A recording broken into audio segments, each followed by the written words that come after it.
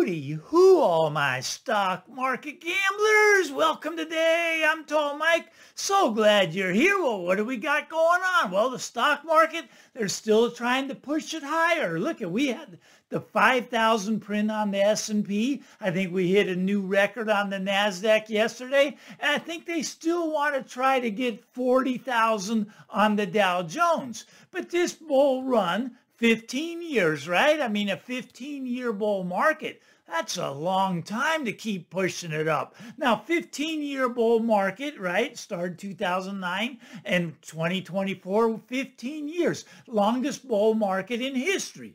Now, at some point, the bull market's going to come to an end. I personally think it's coming to an end relatively soon. A lot of the moon boys, they think that they're going to continue to push it higher. And that's possible, but you got to understand that this is an artificial market, right? We printed $30 trillion since 2009. We printed $30 trillion. What if we didn't print $30 trillion? Do you think these markets would be up here at record highs? No, it's a fake. It's a phony market. There's no price discovery. That's why I think it's coming to an end. I don't think they can continue to print the amount of money required to keep the market elevated. We'll see how it plays out, but we're talking, what, about 5,100 on the S&P? I think we're really close to the top. I think it's a topping pattern. I think we're soon going to be coming in. Just my take. You moon boys, I know you got the different take.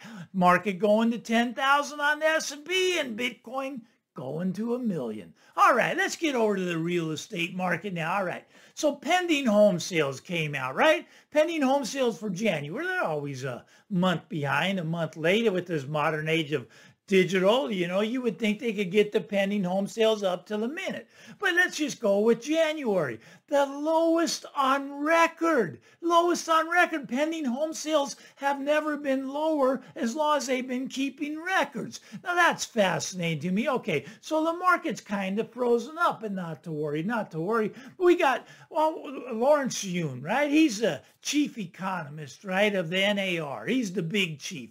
All right, now he says we're not quite out of the woods yet. Now, I would tend to agree with that statement. I think we're just starting to go into the woods, let alone get out of the woods, but he thinks we're not quite out yet. Now, he does say that the job market is solid, and because of this solid job market, people are going to be buying homes. Now, I'm not sure what solid job market he's talking about. If you have a job, you cannot afford to buy a home. I'm telling you, people are not making enough money to make home ownership affordable. And it's my take that a lot of these jobs will be going away soon, right? I mean, it's possible we go into a recession. I think we'll be in one by the end of this year. We'll see. Maybe they keep kicking the can down the road. We got an election year. Oh man, that political chaos that's coming, that's going to be a while. That's going to be a circus to watch. It's just going to be off the charts, right? But okay, so maybe they can kick the can down the road and postpone the recession. I don't think they can. I think we'll see it in the next 3 to 6 months starting to happen already. I think we're probably already in one. The government's always the last to know, right, before they admit that we're in one. But I think we're already in one. But okay, so we got jobs, right? Right now we got jobs. Unemployment, it's close to a record low the way they're reporting it, about 3%, right? So why are there no home sales? This is the good time. Jobs are everywhere. Why are home prices not just skyrocketing? Why are there no home sales? I don't get it, right? But what's going to happen when people lose their job? When people lose their job, the homes aren't selling now, so you know, this is in the solid employment time. So once they start to lose their jobs, well, what's going to happen? You're going to get a lot more inventory coming on, right? A lot of people will be dumping inventory onto the marketplace. And what will this do to prices? Put downward pressure on prices. You see, what they'll be selling into is a market where there's no demand. The demand has gone away. Now, if you look back to 2008, right, we had the house market. It was coming down, coming down. I mean, that was the great financial crisis. Do you realize, a lot of people don't realize this, but there was only 2% of homes in foreclosure. 1 out of every 50 homes were in foreclosure. That's really not that many, right? But yet the market came down approximately 34%. Now, I think it's going to be much worse this time. I think the market will come down 40 or 50% from here. And it'll be because people are losing their jobs. People are unemployed. People have no way to get the money out of their house. You see, they can't borrow money. They can't go refinance because they're locked in 2.8. I get all that. And then right now it's 7.5 to get a new loan. Okay, so they can't refi.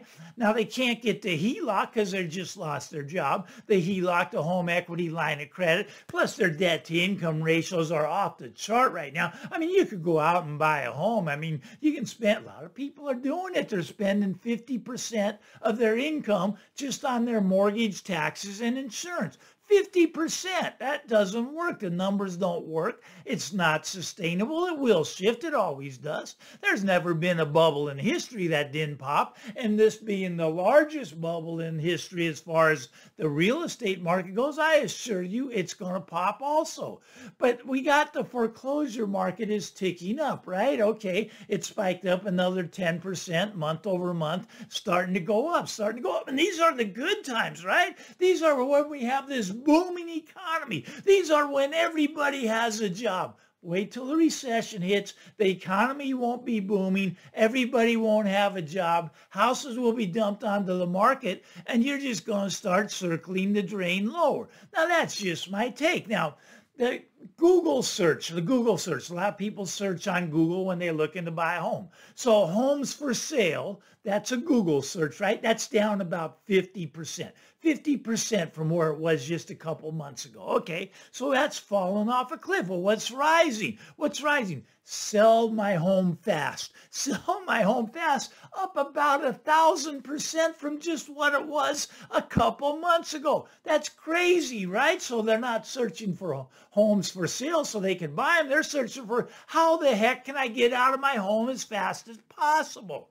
Now, in order to keep this party going, I mean, the Fed's going to have to come in and do something, right? I think we all agree with that. The Fed, I mean, they're not just going to take this line down when the prices start to drop in an election year. They want to get their guy back in office, so they're going to have to do something.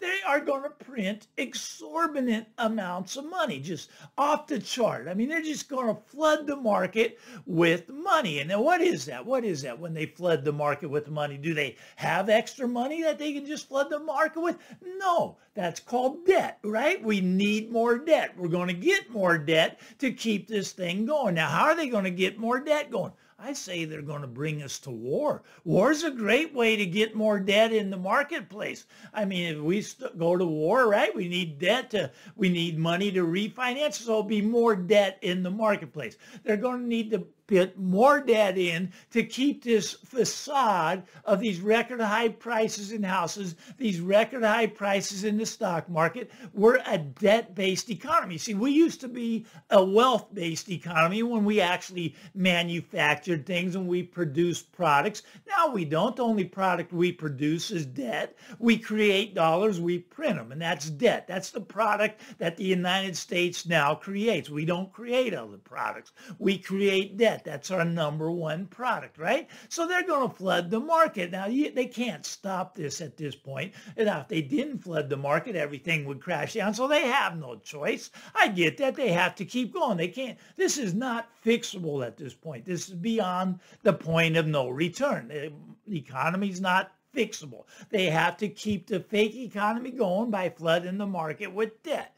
And that's just what they're going to do. They're going to try to keep it going. Now, banks are in big trouble, right? Banks are in big trouble because they've lost your money. A lot of banks are closing down branches, right? And you're going to see the bank term funding program coming to an end in just about 10 or 11 days from now. You're going to see banks starting to fall over. You'll notice it. They'll try to cover it up. They'll call them, another bank merged with, J.P. Morgan. That's going to be your last one standing, right? I mean, they got a direct line to the central bank. They're going to keep them alive as long as they can before they bring in that central bank digital currency. But it's going to get nasty out there. Now, what happens when they create all this debt? Now, debt inflationary? Yes, debt is inflationary. When you create money out of thin air, right, that causes prices to rise. That is inflationary. Now, a lot of people don't think that inflation is a tax. It's what's known as the invisible tax, but it's becoming really visible right now, right? I mean, I remember this administration, I mean, they campaigned on the fact that they're not going to tax anyone that makes over $400,000 a year. Well, they're taxing everybody, right? It's called inflation. Look, in the last 3 years, while this administration's been there, your purchasing power has gone down by 20%. If you were making $100,000, that has gone down to a purchasing power of $80,000. That is a tax. It's an invisible tax. It's theft, really, is what it is. It's stealing money from you. See, like income tax, we send it in, right? But we don't really have to do that anymore because they could just print the money like they're doing now anyways, right? So a lot of people are deciding not to send in their taxes. Now, I'm not recommending that because you will go to jail. But I'm just saying, would you rather send in your taxes or have them just print the money for you? Well, I think a lot of people would, just go ahead and print it because you're going to print the money anyways, right? Now, I mean, everything has gone up more and more. Now, just in the last year, the average household now spends $7,500 more each year. Now, did they get a $7,500 raise? Most households did not. Some probably did. Some of the rich people, they don't have to worry. They got assets, right? And when you print this money, when you create this debt, those assets go up. The stock market, record high, houses, record high. I mean, so they, have these assets that are being held up by the facade of everything being great. But it's really not great. It's just that we're going to print more and more and more and more. So it's a way that they just steal your money. This is called an inflation tax. And it's not just a tax on the money you make. It's a tax on your savings. That gets taxed. It's a tax every time you go into the grocery store and spend money. Look at groceries in the last 3 years, up over 50% just in 3 years. 50%. Food prices up 50%. But they've tried to tell you that inflation's running at 3%. Really? Okay, well, you keep believing that if you want to be drinking the Kool-Aid. Okay, that's fine. We'll call it 3%. That's what they're calling it, right? I don't buy that number at all. Look at, food has never cost more, right? Just in the last 3 years, it's gone up 50%. But you see, now they're blaming not money printing. This is really kind of irks me, if you will. It kind of irks me. Okay, so they're saying that it's not all these trillions of dollars that they're printing. It's these greedy corporations, Now, the corporations weren't greedy until this administration took office. And then the corporations just decided to become greedy. Look, corporations are greedy no matter who's in office. That's their job, to be greedy, to make the most for their shareholders. That's what corporations do. That's what they're going to continue to do. They're always going to be greedy, but the inflation comes from the printing of money. I think Biden went on with some commercial about shrinkflation, how that's what's causing it all, making boxes smaller. Look, if they didn't make the boxes smaller, they'd raise the prices even more than you're admitting to. And already food prices up 50%. I mean, isn't this getting it's got to stop somewhere. Keep printing money, food prices are going to keep going up. Poor people, middle class, going to be wiped out. Rich people are going to be fine. Look, if you're in the top 5%, you're going to be fine. Maybe even the top 10% will be fine. But the bottom 90%, they're just getting hit. They're getting hit from all directions on these inflation numbers. They're telling you that inflation's under control. I'm here to tell you it's not. You can believe their numbers if you want, or you can believe Tall Mike telling you it's still running about 7-8%. And food, 50% in 3 years. They don't tell you that. They don't talk about that. Your purchasing power in the last 3 years has gone down by 20%. Yes, this is a tax. Yes, they're taxing everybody, and we've never been taxed more. Eventually, there'll be a revolt. When people can't eat, people will revolt. I'm telling you, it's coming. There's going to be social unrest. We're going to have political chaos this year. It's going to get out of hand. It's going to get out of control. Set Shut yourself up, protect yourself the best you can. That's all I'm saying. I'm just an old guy with a computer and a microphone. I'm not going to be leading the revolt. That's going to have to come from you young people. As long as you guys are okay with this taxation that you're getting, because you sure as heck are not getting any representation. And when there was, taxation without representation, that's usually where the revolt comes. That's usually where social unrest comes. We'll see how it all plays out. I'm Tall Mike. You like this stuff? Give me the thumbs up. Why not? Get out there. But first, punch that subscribe button. Bye-bye now. Everybody have a great weekend. Bye-bye now.